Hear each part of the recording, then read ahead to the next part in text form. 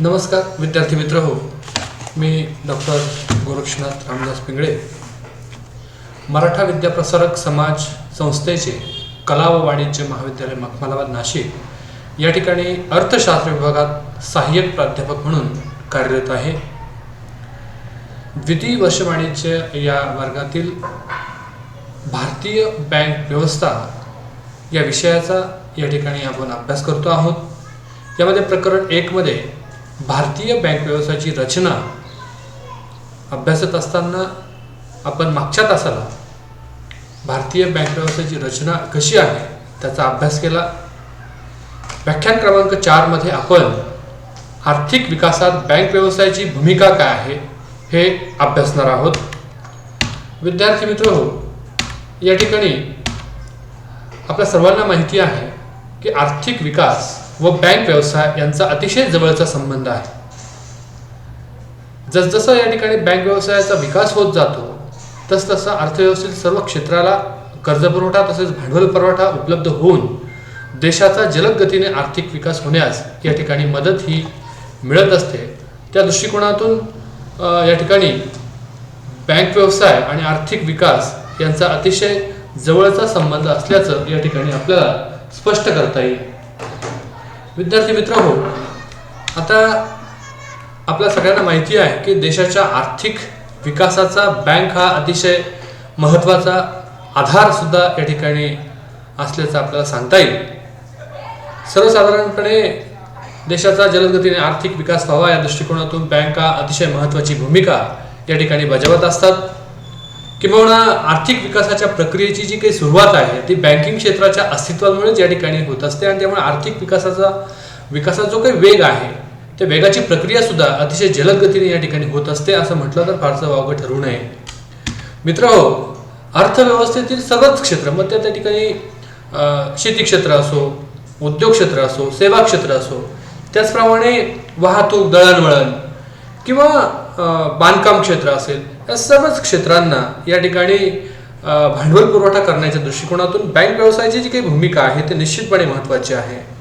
तसेच आर्थिक विकासाच्या ज्या विविध योजना आहेत त्या योजना आणि कार्यक्रमांना आवश्यक असणारं जे काही भांडवल आहे ते भांडवल पुरवण्यामध्ये बँका अतिशय महत्त्वाची भूमिका या ठिकाणी बजावत असतात। आता काही महत्त्वाच्या मुद्द्यांच्या आधारे या ठिकाणी आपण आर्थिक विकासातील बँक व्यवसायाची भूमिका काय आहे किंवा आर्थिक विकासातील बँकांची भूमिका काय आहे ते या ठिकाणी अभ्यासणार आहोत। तर पहिला महत्त्वाचा जो मुद्दा आहे तो म्हणजे भांडवल निर्मिती। बघा, भांडवल निर्मिती करण्याच्या दृष्टिकोनातून बँकांची जी काही भूमिका आहे ती निश्चितपणे महत्त्वाची आहे। बघा, देशाच्या औद्योगिक विकासाचा जो काही वेग आहे तो देशातील भांडवल निर्मितीवर अवलंबून असतो। आता भांडवल निर्मितीसाठी किंवा भांडवल संचयासाठी बचत वाढवणं आवश्यक असतं, कारण बचतीवर गुंतवणूक ही अवलंबून असते आणि गुंतवणुकीवर या ठिकाणी भांडवल निर्मिती ही अवलंबून असते। त्यामुळे लोकांच्या बचतीच्या सवयी वाढवणं, त्याचप्रमाणे त्यांना बचत करण्यास प्रवृत्त करणं आणि त्याचबरोबर त्यांच्याकडे असलेली जी काही बचत आहे ती बँकांकडे आकर्षित करणं हे अतिशय महत्त्वाचं काम किंवा हे बँकांचं प्राथमिक कार्य आहे। लोकांना बचतीचं आकर्षण निर्माण व्हावं यासाठी निरनिराळ्या प्रकारच्या ठेवी या ठिकाणी बँकांकडून स्वीकारल्या जातात।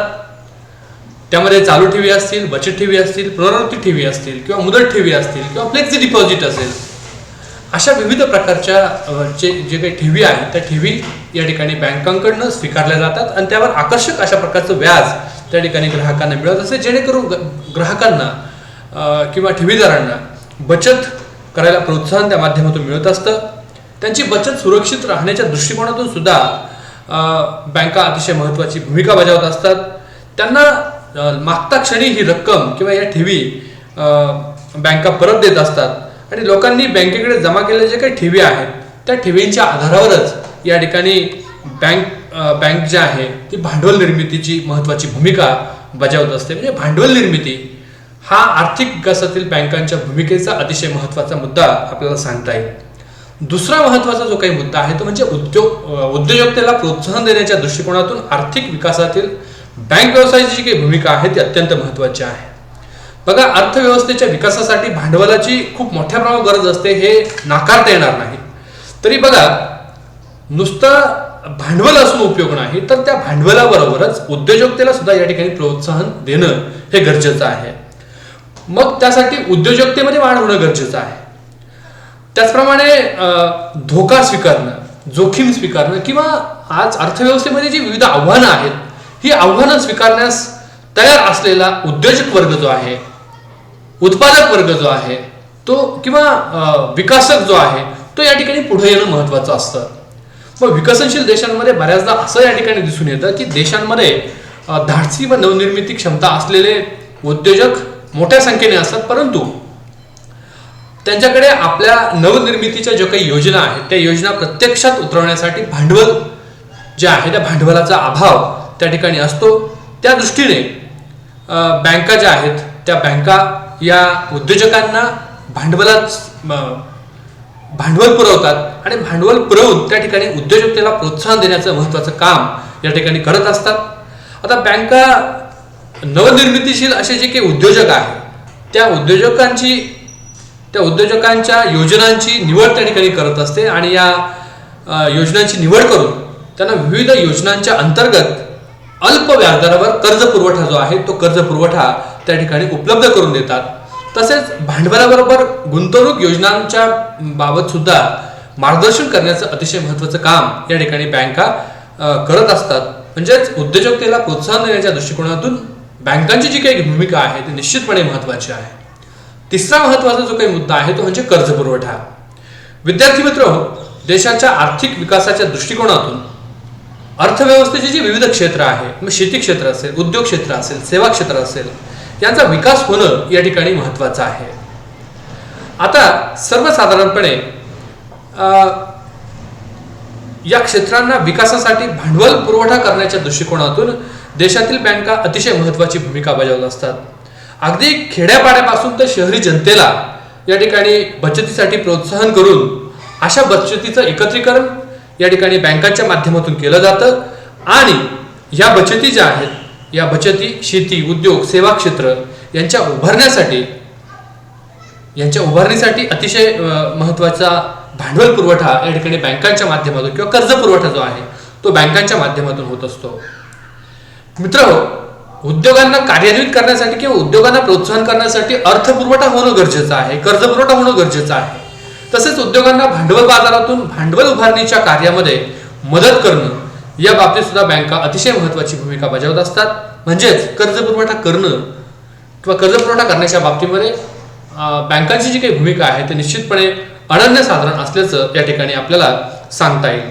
त्यानंतर कर्जाच्या रकमेचं किंवा कर्जाचं रोख रकमेत रूपांतर करणं हा सुद्धा एक महत्त्वाचा मुद्दा या ठिकाणी आपल्याला सांगता येईल. बघा, लोकांना आपला दैनंदिन खर्च करावा लागतो. कधी कधी अकस्मात जे काही खर्च असतात ते खर्च त्या ठिकाणी ग्राहकांना किंवा लोकांना भागवावे लागतात आणि त्या हेतूने ते स्वतःजवळ रोख रक्कम जी आहे ती रोख रक्कम त्या ठिकाणी बाळगत असतात. त्यामुळे बँकांच्या पतनिर्मितीवर आणि भांडवल निर्मितीवर या ठिकाणी मर्यादा येत असतात. बघा, लोकांच्या हातात जेवढा जास्त पैसा असेल तेवढं पतनिर्मितीची जी काही प्रक्रिया आहे त्या पतनिर्मितीच्या प्रक्रियेवर मर्यादा येतात. या उलट परिस्थितीमध्ये लोकांच्या हातात जेवढा पैसा कमी तेवढी भांडवल निर्मिती आणि पतनिर्मिती व्यापारी बँका जास्त करू शकतात. अर्थात पतनिर्मिती आणि भांडवल निर्मितीवर रोख रक्कम जवळ बाळगल्यामुळे या ठिकाणी मर्यादा येतात. त्या दृष्टीने बँक गुंतवणूक योग्य जो काही निधी आहे तो गुंतवणूक योग्य निधी वाढविण्यासाठी कर्जदारांना आवश्यक असल्यास कर्जाचे तसेच रोखे, बचतपत्रे, समभाग इत्यादींचं रोख रकमेत रूपांतर करण्याची सेवा या ठिकाणी ग्राहकांना उपलब्ध करून देत असतात. त्यामुळे लोकांनी सावधगिरीच्या हेतूने बाळगलेली जी काही रक्कम आहे ती रक्कम लोक बँकेत रोख स्वरूपामध्ये त्या ठिकाणी जमा करत असतात. बघा, बँका लोकांकडील रोखे असतील, समभाग असतील, बचतपत्रे असतील इत्यादींच्या आधारावर लोकांना कर्ज उपलब्ध करून देतात. त्यातून लोकांची रोख रकमेची जी काही गरज आहे ती गरज त्या ठिकाणी पूर्ण होतेच. यालाच गुंतवणुकीची पातळी वाढविण्याकरता कर्जाचे रोख रकमेत केलेलं रूपांतर असं या ठिकाणी म्हणता येतं. त्यातून रोख पैसे जवळ बाळगण्याची गरज कमी होऊन लोकांना आपल्याकडे ज्या काही बचती आहे त्या बचती बँकेमध्ये ठेवण्याची सवय या ठिकाणी लागते आणि त्यातून गुंतवणूक योग्य निधी जो आहे तो गुंतवणूक योग्य निधी या ठिकाणी निर्माण होतो. म्हणजे या दृष्टिकोनातून सुद्धा कर्जाचं रोख रकमेत रूपांतर करण्याच्या दृष्टिकोनातून बँकांची जी काही भूमिका आहे ही आर्थिक विकासामध्ये निश्चितपणे महत्वाची असल्याचं या ठिकाणी आपल्याला सांगता येईल. त्यानंतर प्रादेशिक समतोलाच्या दृष्टिकोनातून बँकांची जी काही भूमिका आहे ती निश्चितपणे महत्वाची आहे. बघा, भारतासारख्या विकसनशील देशामध्ये बचत, गुंतवणूक, त्याचप्रमाणे कर्ज वाटप तसेच बँक सेवांचा विस्तार या बाबतीत देखील प्रदेशांमध्ये असमतोल असल्याचं या ठिकाणी दिसून येतं. आता विकसित प्रदेश व शहरी भागाची जी काही बचत क्षमता आहे ती निश्चितपणे जास्त आहे, कारण तिथल्या लोकांचं दरडोई उत्पन्न जे आहे ते दरडोई उत्पन्न जास्त आहे.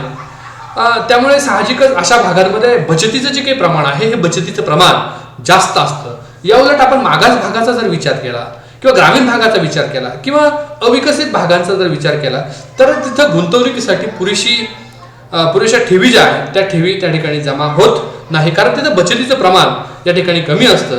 मग अशा परिस्थितीमध्ये जर बँकांचा शाखा विस्तार मोठ्या प्रमाणात झाला तर बँका एका शाखेकडून दुसऱ्या शाखेसाठी निधी ज्या आहेत तर निधीची उपलब्धता त्या ठिकाणी करत असतात. ज्या भागात भांडवलाची किंवा निधीची कमतरता आहे अशा क्षेत्रांमध्ये बँका जास्त प्रमाणामध्ये भांडवल पुरवठा करतात किंवा निधीचं हस्तांतरण त्या ठिकाणी करू शकतात. उदाहरणार्थ शहरी व विकसित भागातील बँकेच्या शाखेमध्ये जमा असलेला जो काही अतिरिक्त निधी आहे हा निधी अविकसित क्षेत्रातील गुंतवणूकदारांना उपलब्ध त्या ठिकाणी करून देत असतात. निधीचं असं जे काही हस्तांतरण आहे हे हस्तांतरण गुंतवणुकीची नवीन क्षेत्र त्या ठिकाणी निर्माण करत असतात. म्हणजे अशा प्रकारे बँक क्षेत्र देशातील प्रगत आणि मागासलेल्या प्रदेशांदरम्यान आर्थिक विकासाचा मार्ग त्या ठिकाणी तयार करत असतात. देशातील प्रगत आणि मागास प्रदेशांमधील विकासातील असमतोल कमी करण्यास या ठिकाणी बँका अतिशय महत्त्वाची भूमिका बजावत असतात. त्यानंतर सहावा महत्त्वाचा जो काही मुद्दा आहे तो म्हणजे उद्योग व्यवसायाचं आधुनिकीकरण करण्याच्या दृष्टिकोनातून आर्थिक विकासात बँकांची भूमिका निश्चितपणे महत्त्वाची आहे. बघा, बँका ज्या आहेत त्या बँका आधुनिक संघटित क्षेत्राचं या ठिकाणी प्रतिनिधित्व करत असतात आणि स्वतः दैनंदिन कारभार, व्यवस्थापन, लेखा, प्रकल्प मूल्यमापन यामध्ये आधुनिक पद्धतींचा अवलंब बँका या ठिकाणी करत असतात. आता अविकसित अथवा असंघटित क्षेत्र जे आहेत त्या क्षेत्रातील लहान उद्योजक कर्ज घेण्यासाठी किंवा गुंतवणुकीबाबत सल्ला घेण्यासाठी बँकेकडे त्या ठिकाणी जात असतात. तेव्हा त्यांनाही आपले अद्ययावत करण्याचं व्यवसाय अद्ययावत करण्याचं मार्गदर्शन या ठिकाणी बँकांच्या माध्यमातून मिळत असतं. बँकेकडे कर्ज मागत असताना कोणत्याही उद्योजक किंवा व्यावसायिकाला उत्पादनाचं स्वरूप, मागणीची अपेक्षा, खर्च व नफ्याचं प्रमाण तसेच अंदाजपत्रक या गोष्टींचा तपशीलवार अशा प्रकारचा अहवाल या ठिकाणी द्यावा लागतो. आता सर्वसाधारणपणे हे सर्वच उत्पादन पूर्वीच करावे लागत असल्यामुळे उत्पादन नियंत्रण, विभाजन, व्यवस्थापन व विक्री व्यवस्था या बाबतीत आधुनिक तंत्र वापरता येतं. आधुनिक तंत्र वापरामुळे उद्योग व व्यवसायाचा विकास या ठिकाणी होत असतो आणि त्या माध्यमातून देशाच्या आर्थिक विकासाला सुद्धा सहकार्य मिळत असतं किंवा हातभार लागत असतो. म्हणजे उद्योग व्यवसायाचं आधुनिकीकरण करण्याच्या दृष्टिकोनातून बँकांची जी काही भूमिका आहे ती निश्चितपणे अतिशय महत्त्वाची असल्याचं आपल्याला सांगता येईल. त्यानंतर पैशाचा पुरवठा लवचिक होण्याच्या दृष्टिकोनातून बँकांची जी काही भूमिका आहे ती निश्चितपणे महत्त्वाची आहे. बघा, आपल्याकडे ठेवींच्या आधारावर पतनिर्मिती करणे हे व्यापारी बँकांचं सर्वात महत्त्वाचं प्राथमिक कार्य असतं आणि या पतनिर्मितीच्या आधारे बँका पैशाचा पुरवठ्याचा विस्तार किंवा संकोच त्या ठिकाणी करू शकतात. तसेच हा निधी एका ठिकाणाहून दुसऱ्या ठिकाणी हस्तांतरित करू शकतात. देशाच्या वेगवेगळ्या भागातील व अर्थव्यवस्थेच्या वेगवेगळ्या क्षेत्रांमधील कर्जाऊ रकमांची मागणी आणि कर्जाऊ रकमांचा पुरवठा यांच्यामुळे समतोल साधण्याचं कार्य हे बँकांच्या माध्यमातून सुरू असतं. आर्थिक विकासासाठी पैशाच्या पुरवठ्यातील लवचिकता जी आहे ती अतिशय महत्त्वाची असते. या दृष्टीने बँका देशातील पैशाचा पुरवठा लवचिक अधिक कसा होईल त्यासाठी प्रयत्न करत असतात. त्या दृष्टिकोनातून बँकांची भूमिका ही निश्चितपणे महत्त्वाची आहे. त्यानंतर आठवा महत्त्वाचा मुद्दा या ठिकाणी आपल्याला सांगता येईल तो म्हणजे उद्योग व व्यापाराचा विकास करण्याच्या दृष्टिकोनातून बँकांची भूमिका निश्चितपणे महत्त्वाची आहे. बघा, उद्योग व व्यापाराच्या विकासामुळे बाजारपेठांचा विस्तार या ठिकाणी होत असतो. तसेच कच्च्या मालाचा पुरवठा हा दुर्गम भागांचा देखील विकास करण्याच्या दृष्टिकोनातून महत्त्वाचा असतो. त्यातून एकंदरीत औद्योगिकरणाला पोषक वातावरण जे आहे हे पोषक वातावरण निर्माण होत असतं. बँका उद्योग व व्यावसायिक संस्थांना अल्प मुदतीची कर्ज जे आहेत ती कर्ज उपलब्ध करून देत असतात. त्याचबरोबर उद्योग व्यवसायाच्या विकासासाठी आवश्यक अशा विविध सेवा बँकांकडून पुरवल्या जात असतात. त्यामुळे देशातील उद्योग व व्यापार यांचा विस्तार होऊन आर्थिक विकास साध्य करण्यास बँकांची जी काही भूमिका आहे ती निश्चितपणे महत्त्वाची असल्याचं या ठिकाणी आपल्याला सांगता येईल. त्यानंतर सल्ला व मार्गदर्शन सेवा उपलब्ध करून देण्याचं काम बँकांच्या माध्यमातून होत असतं. आता विद्यार्थी मित्र हो, आपल्या सगळ्यांना या ठिकाणी माहिती असलं पाहिजे की बँका उद्योजकांना त्यांच्या प्रकल्पाच्या व्यवहार्यतेबद्दल सल्ला देत असतात, मार्गदर्शन देत असतात. तसेच भांडवलाचे स्रोत, त्याचप्रमाणे तांत्रिक मदत, विक्री व्यवस्था किंवा विक्री सेवा या संबंधी अतिशय महत्त्वाची माहिती जी आहे ती माहिती त्या ठिकाणी बँका उद्योजकांना पुरवत असतात.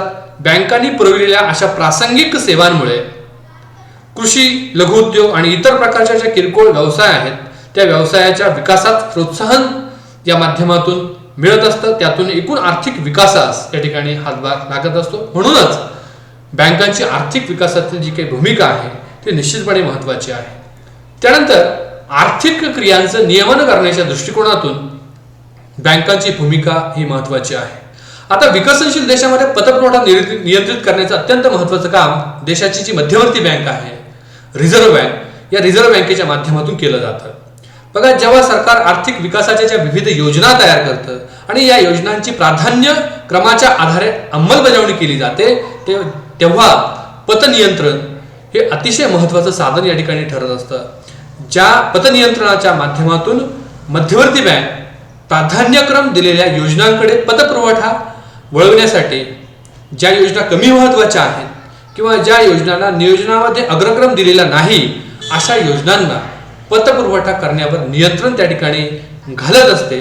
जर देशातील बँकिंग प्रणाली विकसित असेल तर पतपुरवठ्याचे सुयोग्य वाटप होऊन देशाच्या आर्थिक विकासाला निश्चितपणे हातभार लागत असतो. अर्थात त्या दृष्टिकोनातून सुद्धा बँकांची जी काही भूमिका आहे ते निश्चितपणे महत्त्वाचे आहे. आणि शेवटचा महत्त्वाचा मुद्दा तो म्हणजे व्याजदरावरील प्रभाव. बघा, नाणे बाजारातील महत्त्वाची संस्था म्हणून बँका पैशाच्या पुरवठ्यावर परिणाम करू शकतात. आता नाणे बाजार म्हणजे काय की ज्या बाजारामध्ये अल्पकालीन कर्जाची खरेदी विक्री होते किंवा अल्पकालीन कर्जाची देवाणघेवाण होते अशा बाजाराला नाणे बाजार किंवा मनी मार्केट असं या ठिकाणी म्हटलं जातं. मग या नाणे बाजारातील महत्त्वाची संस्था म्हणून बँका पैशाच्या पुरवठ्यावर त्या ठिकाणी परिणाम करू शकतात. बँका, त्यातल्या त्यात व्यापारी बँका, पतनिर्मितीमध्ये वाढ किंवा घट करून बाजारातील जो काही प्रचलित व्याजदर आहे त्या व्याजदरावर सुद्धा प्रभाव टाकू शकतात. त्याचप्रमाणे अधिकाधिक रोख मालमत्ता धारण करण्यामधील लोकांच्या निवडीवर देखील बँका ज्या आहेत त्या बँका परिणाम करत असतात. त्याचा एकत्रित जो काही परिणाम आहे तो व्याजदर होऊन आर्थिक विकासावर त्याचा विपरीत परिणाम त्या ठिकाणी होत असतो. त्या दृष्टीने देखील देशातील बँकिंग क्षेत्र विकसित असणं हे तितकंच महत्त्वाचं असल्याचं आपल्याला सांगता येईल. बघा विद्यार्थी मित्र, आपण 1991ला नवीन आर्थिक सुधारणा ज्या आहेत त्या नवीन आर्थिक सुधारणा आपल्या देशामध्ये केल्या किंवा 1991 नवीन औद्योगिक धोरण आपल्याकडे आलं आणि या नवीन आर्थिक धोरणाचा स्वीकार केल्यानंतर म्हणजे थोडक्यात 1991ला खाऊच्या धोरण म्हणजे खाजगीकरण, उदारीकरण आणि जागतिकीकरण ही धोरणं या ठिकाणी देशामध्ये राबवली गेली आणि या आर्थिक धोरणाचा स्वीकार केल्यानंतर बँकिंग क्षेत्राच्या विकासाला आणि विस्ताराला जलद गतीने चालना मिळालेली या ठिकाणी आपल्याला दिसून येते. तसेच सरकारने वित्तीय समावेशनाचे धोरण स्वीकारल्यामुळे बँकांच्या शाखा ग्रामीण भागामध्ये विस्तारल्या. शक्यतो 1969 नंतर व्यापारी बँकांचं जे काही राष्ट्रीयकरण झालं, 1980ला व्यापारी बँकांचं जे काही राष्ट्रीयकरण झालं त्यानंतर ग्रामीण भागामध्ये खूप मोठ्या प्रमाणावर व्यापारी बँकांचा शाखा विस्तार झालेला या ठिकाणी आपल्याला दिसून येतो. नागरी आणि ग्रामीण भागातील जनतेला बँकिंग विषयक सवय लावण्यात बँका या यशस्वी झालेल्या या ठिकाणी आपल्याला सांगता येईल. त्यातून देशाच्या कृषी व ग्रामीण क्षेत्राचा विकास साधण्यास या ठिकाणी बँकांना निश्चितपणे यश या ठिकाणी मिळालेलं आहे. त्याचप्रमाणे रोजगार निर्मिती असेल, पतधोरणाची परिणामकारक अंमलबजावणी असेल किंवा सामान्य जनतेचा विश्वास दृढ करणं असेल, देशाचा सर्वांगीण विकास करणं असेल, दुर्बल व मागास घटकांना कर्ज पुरवठा असणं या बाबतीत देखील बँका अतिशय महत्त्वाची भूमिका या ठिकाणी पार पाडत असतात. विद्यार्थी मित्रांनो, पुढच्या तासाला आपण अनुसूचित बँका आणि बिगर अनुसूचित बँका यातला फरक या ठिकाणी अभ्यासणार आहोत. यासाठी आत्ताचा जो आपण मुद्दा अभ्यासला त्याच्यामध्ये आर्थिक विकासात बँकांची जी काही भूमिका आहे या भूमिकेचा अभ्यास करताना आपल्याला जे समोर दिसत आहेत हे संदर्भ या ठिकाणी मी वापरलेले आहेत. आपणही हे संदर्भ या ठिकाणी वापरू शकतात. विद्यार्थी मित्र हो, या ठिकाणी नवीन ट्रेंड जो आहे कोरोनाचा हा सुरू झालेला आहे, तरी आपण या ठिकाणी जास्तीत जास्त काळजी या ठिकाणी घेतली पाहिजे. मास्क वापरले पाहिजे, सॅनिटायझर वापरलं पाहिजे, सुरक्षित अंतर या ठिकाणी ठेवलं पाहिजे आणि आपली स्वतःची जास्तीत जास्त काळजी ही घेतली पाहिजे. थंडीचं वातावरण आहे, कोरोनाला पोषक अशा प्रकारचं वातावरण आहे. त्यामुळे विद्यार्थी मित्र जास्तीत जास्त तुम्ही या ठिकाणी घरी राहा, घरूनच त्या ठिकाणी काम करा. वर्क फ्रॉम होम जर तुम्ही केलं तर निश्चितपणे आपण या कोरोनाच्या महामारीपासून स्वतःचा बचाव हा करू शकतो. धन्यवाद. Stay home, stay safe.